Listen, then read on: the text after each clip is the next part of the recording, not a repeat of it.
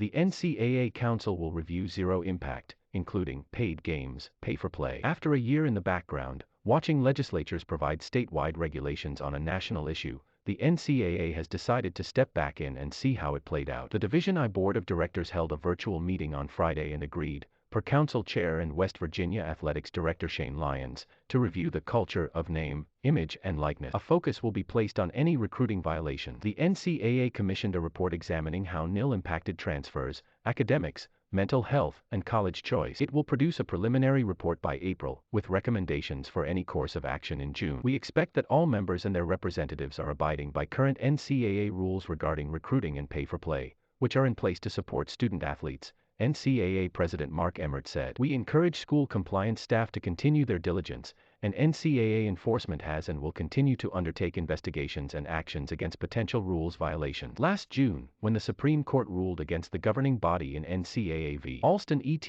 al., the NCAA announced guidelines for NIL, but largely yielded to states to set their own rules. Board Chair and Georgia President NIL Morehead expressed concern in the statement, stating boosters and others may be overstepping. Earlier this month, college football's biggest names engaged in a quasi-Cold War over NIL-related recruiting violations. Ole Miss head coach Lane Kiffin sarcastically questioned if Texas A&M would face a luxury tax for the cost of its top-ranked class. "It's ridiculous and it's irresponsible and it's unbelievable," Aggies head coach Jimbo Fisher said of the allegations in stout denial. "I ain't just talking about one. Multiple people got NIL issues." Morehead intends to keep any positive consequences of NIL in place. Multiple Alabama and Auburn athletes signed endorsements, with Nick Saban notably saying Bryce Young neared $1 million in deals, all accomplished with Alabama having one of the most restrictive NIL laws in the nation, per the National Collegiate Players Association ranking. "When we start using name, image, and likeness for a kid to come to our school, that's where I draw the line," Saban said at the Senior Bowl. "Because that's not why we did this." Nick Alvarez is a reporter for Alabama Media Group. Follow him on Twitter at Nick_A_Alvarez or email him at nalvarez@al.com.